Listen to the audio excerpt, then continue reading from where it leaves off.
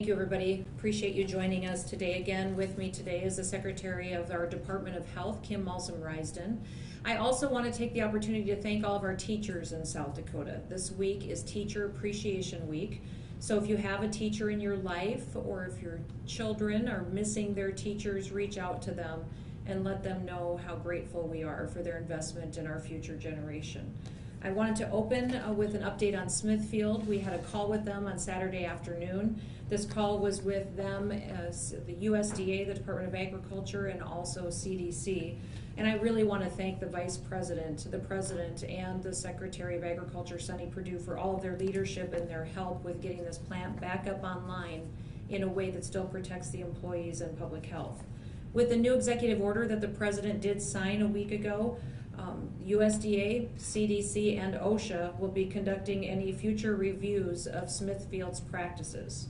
Because of this, we know that we won't expect a response to the letter that we sent to Smithfield on April 23rd. And I do know that the CDC did a walkthrough of the plant this morning. And to be honest, I'm disappointed we never received Smithfield management's plan on how they're going to implement CDC's recommendations for a safe reopening. But despite that, we'll continue to do all that we can to protect the health of the Smithfield workforce so that they can return to work safely and stay healthy. This is a win for the employees at that plant and all the pork producers that will be bringing their hogs to the plant, that it will soon be up and running. And I'd also like to remind all the folks of South Dakota what we have done as a state and our Department of Health is doing. My team worked with Smithfield to identify the types of face shields that were needed to protect the workers. We then coordinated that order for 4,000 face shields as well as 20,000 face masks through FEMA. Those orders are on their way and will be here within a matter of days. Community outreach, we've worked with the community leaders and nonprofits to help communicate what resources are available to these employees and to their families, and we're doing that in multiple languages as well. One of the most effective things that we can do is test Smithfield employees to make sure that they are COVID negative before they're going back into work. We also want to make sure that their family members have the opportunity to be tested. And so I have authorized the Department of Health to coordinate a mass testing event for Smithfield employees and their dependents. This will include symptomatic and asymptomatic Smithfield employees and household contacts.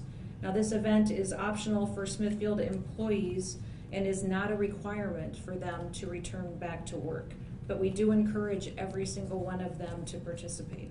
I want to thank Avera for doing some of the logistical planning and the staffing for the event. I also want to thank the CDC, the Department of Health team, and everyone else who is coordinating with the event. And I really want to give a shout out to our National Guard. The South Dakota National Guard stepped up, set up this operation. It is logistically complicated, and they did it with excellence, and I'm just so proud of the service they're continuing to provide to our communities. It will take 48 hours for each of these tests to come in for the results to happen, and we're prepared to move quickly, though, with contact tracing and all the work that goes into that. So I want to be clear. The state of South Dakota is providing for all the costs with the testing, for the setup for this facility. We have secured the personal protective equipment for Smithfield, and we also will make sure the contact tracing happens as well. Kim, did I miss anything?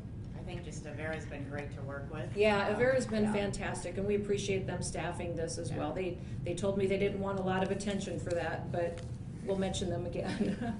I want to move on to revenue numbers. As I've mentioned, we are preparing for a serious budget shortfall because of COVID-19. This morning, the initial revenue numbers came in for March.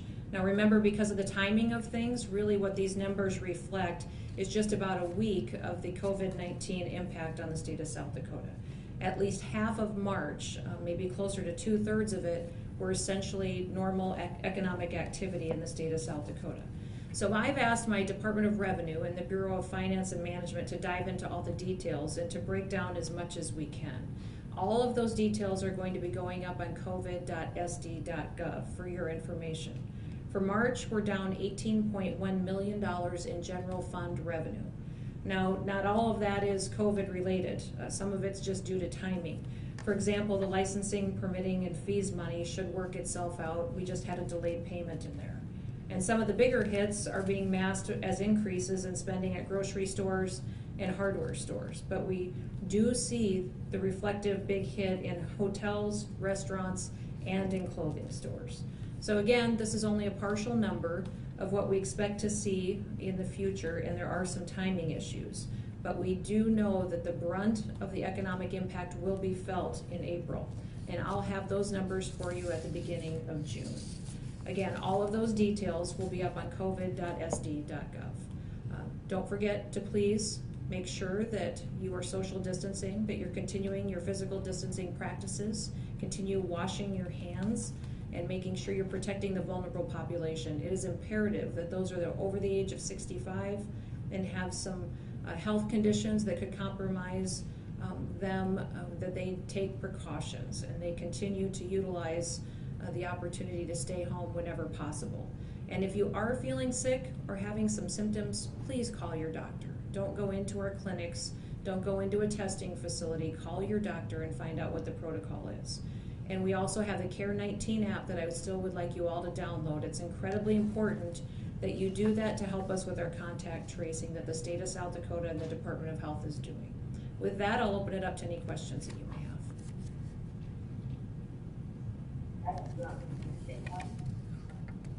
Is there Kelly Wolf with Keller TV. Sure, go ahead, Kelly. Thank you, Governor. Today, Mayor Tenhagen said that he would like to see more testing sites like the one that was set up for Smithfield employees, and make those sites accessible to the general public, including first responders, healthcare employees, and critical infrastructure employees.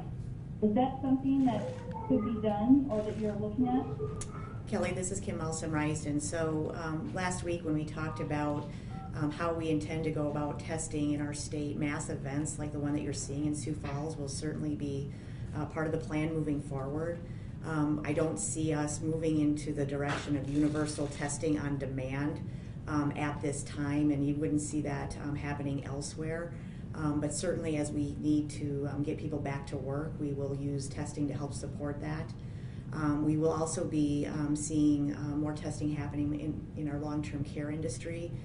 We know that that's a very fragile population base, and we need to make sure that we're doing everything we can for the workers who could possibly be bringing COVID in. So there's been some changes in the CDC guidance in that arena, so we'll be doing some work around that. The other thing I would just remind people of is that our plan will continue to evolve as the testing evolves, and as we have more reliable antibody testing, that will certainly be part of our plan to determine folks that may have experienced COVID already and who might have some immunity. So we look forward to that developing as well. Thank you. Governor, last week you told us that Lieutenant Governor Roden had been assigned to look into cattle production and whatnot. Could you just give us an update on how that is, any progress, anything to report? Sure. Lieutenant Governor Roden has been working with our pork producers in the state to see how he can help facilitate and work with USDA and Smithfield to open up the plant as soon as possible.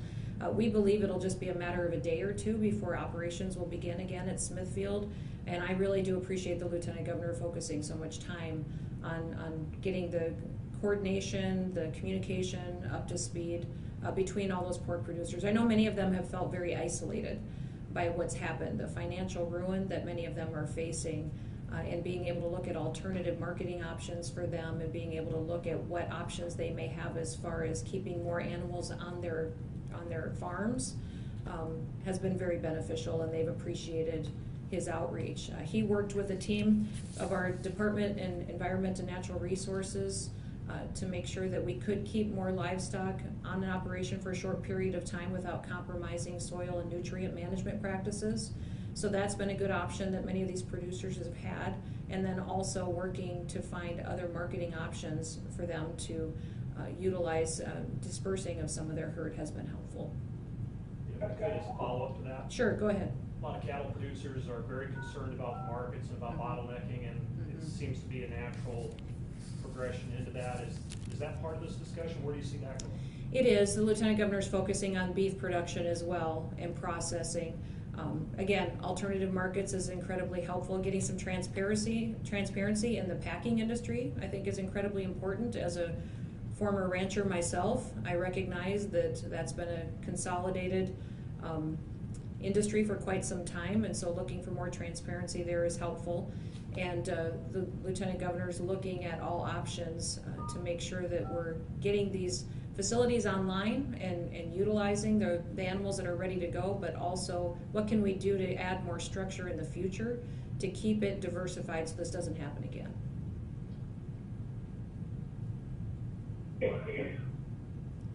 Is there a question on the phone? Governor, This is Morgan at the part of the Red River Farm Network. Okay, let's go with the Red River Farm Network, and then we'll go to Morgan. Thank you. I had two questions for you, and both are in regards to a follow-up from your weekend call with Smithfield Foods, the USDA, and the CDC. First of all, Smithfield, we understand, is in the process of ramping back up their production. A few have returned today to the plant. Do you know how quickly they intend to add more employees to that Smithfield plant? Did you talk much about that on the call this weekend? My second question is in regards to a task force that Agriculture Committee Chair in the House, Colin Peterson, said he would be setting up. I didn't know if he reached out to you to be part of that, or if there's been any discussion about what that task force could look like for South Dakota. Thank you. Well, I know Colin very well. I worked closely with him on farm bills and legislation while I was in Congress. He's not reached out to me, but I would be more than willing to participate in something like that going forward. As far as Smithfield's timing, they probably could speak to their process and how quickly they'll get people back in the facility better, but from the indication I got on the phone call on Saturday, it was that they would be bringing people in stages and not be at full production for at least 5 to 6 days. So I do know it'll take a little while to get the plant fully up and operational. They do have plans to get there, but it'll come in phases. Thank you. Morgan, did you have a question? Yes, thank you.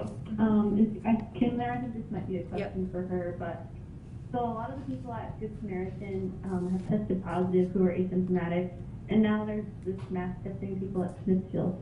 So I guess what percentage of people could be asymptomatic, and how long are they asymptomatic for? And what also is the self-quarantine or isolation protocol for those people? So people could be asymptomatic. That means they don't feel symptoms and still have the virus in their body and able to transmit it to others. The incubation period for COVID-19 is thought to be 14 days. So that would be how long a person, whether they're asymptomatic or symptomatic, could be perhaps spreading it to other people. A person, regardless of their symptoms, if they are found to be positive, are advised to stay home, stay away from other people, practice that distancing, obviously, so that you're not infecting others. The guidance for that actually just changed over the weekend, and so the recommendation now is to stay home for 10 days, and we need to see the last 3 days of those 10 days for the person to be fever-free. The third criteria is that we want to see the person's symptoms, if they do have symptoms, improving. So that would be the guidance that a person who is positive with COVID would receive, and as far as we know, we'll be continuing to provide that guidance to individuals. And then a follow-up, has there been any thought of testing everyone in the state to see who may be asymptomatic at any point? I mean, would this help us get back to normal?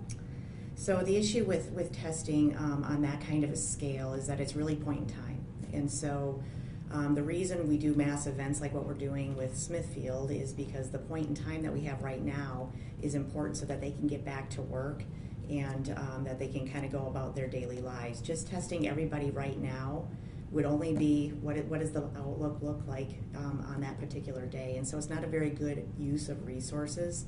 That's why we're waiting for that antibody testing to improve in its quality so that we can have a better surveillance of the population as a whole. We think that's going to be really the game changer as it pertains to a population-based strategy. And then real quick, whose decision was it to make the testing for employees at Smithfield optional and not mandatory for returning to work? That decision was made by Smithfield as the employer. Okay, thanks. And again, I would just remind everybody that because of the President's executive order, now the USDA, CDC, and OSHA will be overseeing operations at Smithfield. That is how that utilization of the Defense Production Act works under the direction of the executive order the president has given us. And then when you talked specifically about testing everyone in the state, just a few more details about that. Know that that would be testing, as of today, over 850,000 people. And also, when you test someone and they test negative, that result's only as good as maybe the next 10 to 12 hour period. By that afternoon, they may have just not had enough antibodies in their blood to show a positive result, and by later that afternoon, they then could be positive. So we just want to make sure that we're giving people the best information, that we're not giving them a false sense of security, that we want to utilize the resources we have in the best manner possible, and that when we know we do have a concern, we will absolutely have all hands on deck making sure we're protecting public health. But if we were to go out and test everybody in the state, that would only make us feel good for about 10 hours. I think Bob had a question here in the room. Governor Bob Mercer with Kilowatt. And either you or Kim could take this, or both of you.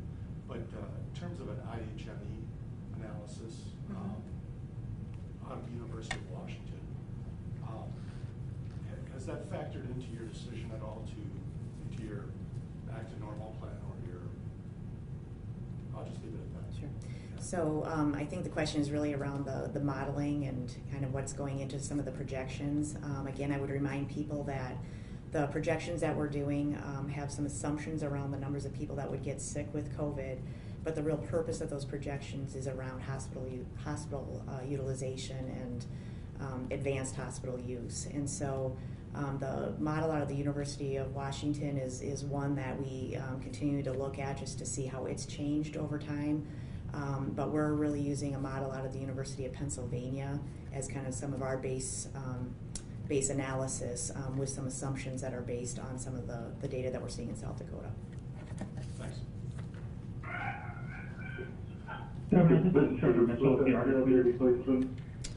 Okay, I heard Argus Leader, so we'll do that first, and then I'm not sure who else was asking the question, but. Can you talk about, you talked about in the response to the question about more universal testing, about the some of the weaknesses there, where it's sort of a snapshot in time, and it may end up just being a testing that lends itself to, I believe you said, feeling good about our situation for a couple of hours. I guess what's the difference in the Smithfield from that instance? Is it being more localized, have a different effect? Well, we specifically know that that's a population that we want to make sure that we have a handle of, considering what's been going on there the last couple of weeks.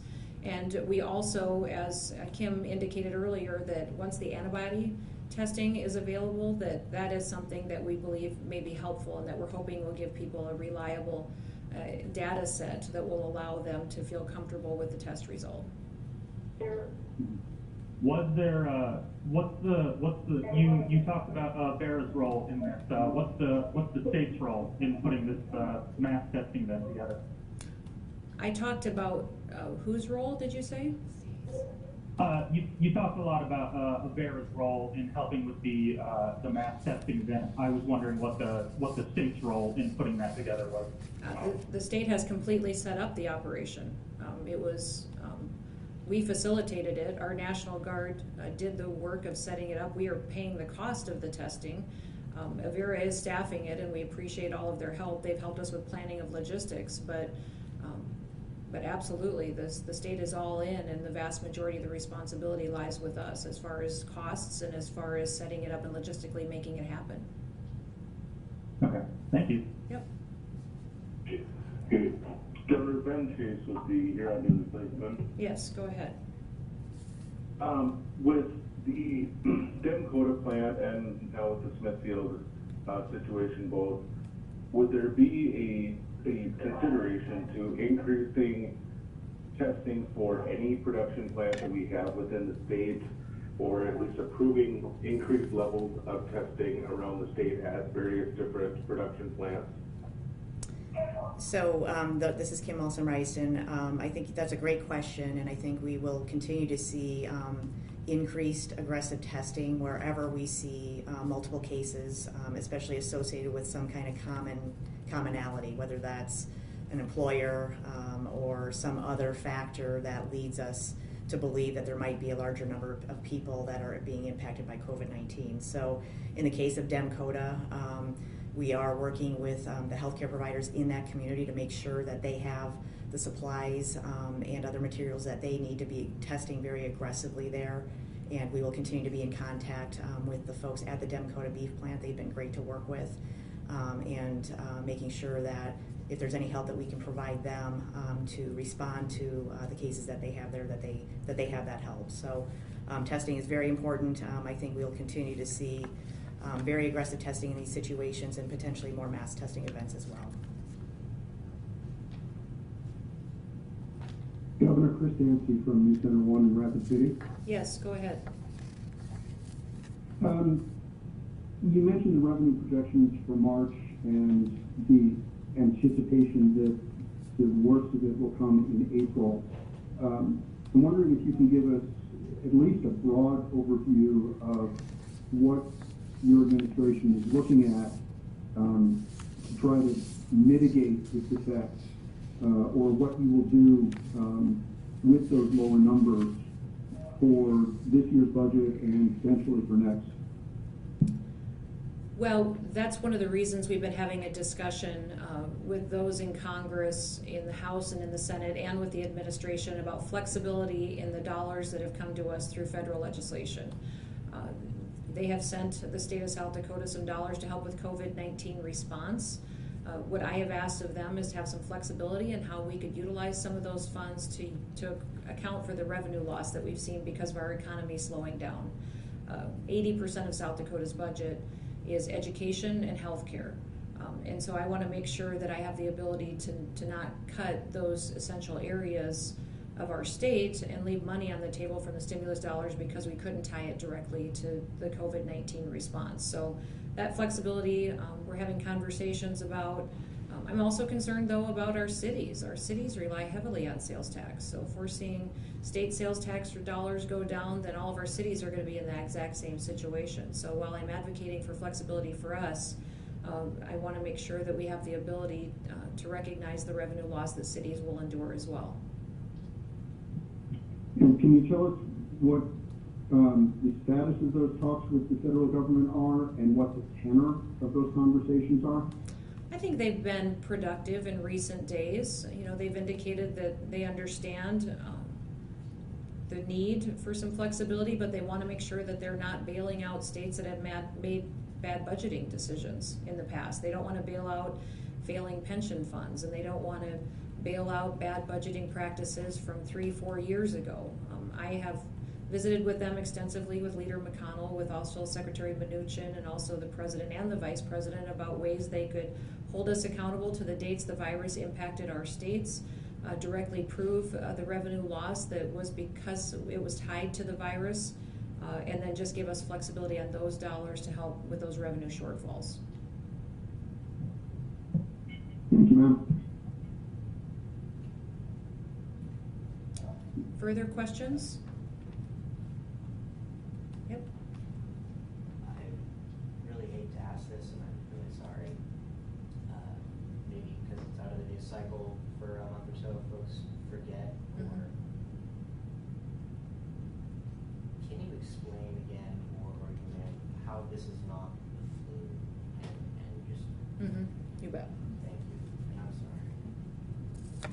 Nope, that's no reason to be sorry. So the question is how is COVID-19 different than other forms of the flu? And I would just remind people that there are a lot of different types of influenza, and every year that is different in terms of what we're going to experience. But a couple of things with COVID-19 are that the fact that we don't have a vaccine, and so we don't have a way to protect people, prophylactically and help people stay from getting sick. It's also very contagious, and it's more contagious than most regular influenza strains, and so that would be another key distinction. We also don't have effective treatment. We're seeing more and more promising studies coming out in terms of some drugs that might be effective in helping people with COVID get better, but as of right now, that is still just being developed. And so it's impacting a very large number of people as well. Sometimes we have flu seasons that aren't as impactful, but COVID-19 is impacting a lot of people, and it's really at that pandemic level, so that would be a distinction as well. Governor Mike Tanner with KWAT Watertown. Sure, go ahead, Mike. Hi, I'm wondering, since you announced the Back to Normal plan last week, what kind of feedback you've had anecdotally from maybe business owners who are happy to get reopened again, from just average South Dakotans who are still maybe a little bit skeptical, that may think it's maybe a little too soon yet, and then also what kind of reception you've received in your, I guess, suggestion in regard to K-12 schools that the students come back and touch base with their teachers before the school year is out.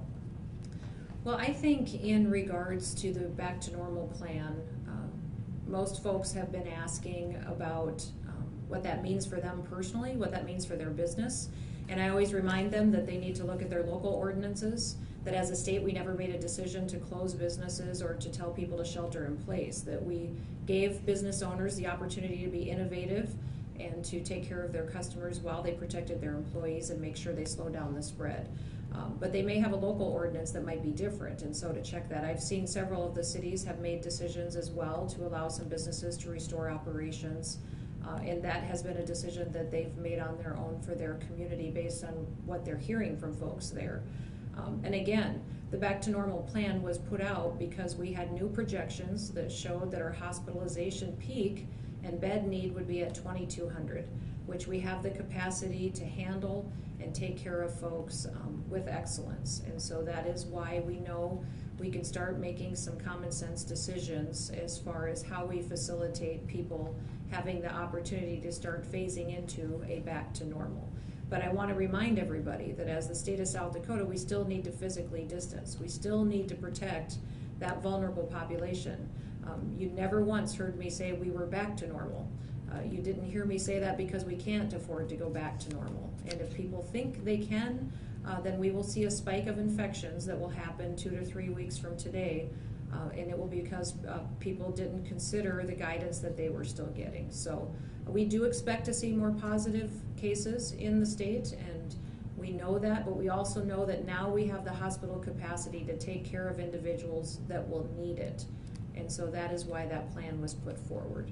When it comes to teachers and school districts giving us feedback on us allowing them to touch base with their kids and their families and to make sure that they have the ability to bring them back in and do an assessment and give them an update on their education, I think they've appreciated that. I think it's alarmed some of our districts and our teachers that they had lost track of some kids who weren't checking in, whose families and parents and guardians were not checking in, and so they're looking forward to the opportunity to reconnect with them, see how they're doing, and get them back on track so they can get through summer and hit the ground running next fall. And a quick follow-up, have you had any conversations at all, Governor, with Secretary Flute about cases showing up in Roberts County on the Sisseton-Wahpeton Reservation? Are you talking about virus-positive COVID-19 cases? Yes, and particularly families who are living in tribal housing. I know the tribal chairman up there took to Facebook Live late last week urging people that they really need to take this seriously, and the tribal law enforcement has even said that they could go as far as fining or arresting people who are not following the guidelines and the stay-at-home order up there. Well, I have spoken with Secretary Flute, not specifically about the chairman up at Sisseton-Wahpeton, but I'll let Kim speak to that if she has more information for you. I think the thing that I would just add is that several tribes have enacted different ways of handling the COVID situation, and so just like any cities would have the option to enact certain ordinances, we're seeing that on tribal lands as well. And we continue to commit to providing good, solid information so that those local governments can make those decisions to keep their communities safe. We do have a weekly call with tribal leaders at the Department of Health level, and those have been well attended, and they're a great resource for us to share information about what's going on in the state and to help answer questions that folks might have. I know testing has been a continued question about that, and wanting to see more tests happen, especially in our IHS facilities, and so that continues to be a topic that we discuss as well. Thank you both. I appreciate it. I do want to remind everybody too that if someone tests positive for COVID-19 in South Dakota and cannot go home and be isolated from their family to protect their family, that we will help them find a solution and provide for that. So for any South Dakotan that would be in a situation where they don't feel like they can go home and be isolated within their residence and protect their family, we will facilitate that for them. Any further questions or comments? Okay, thanks so much.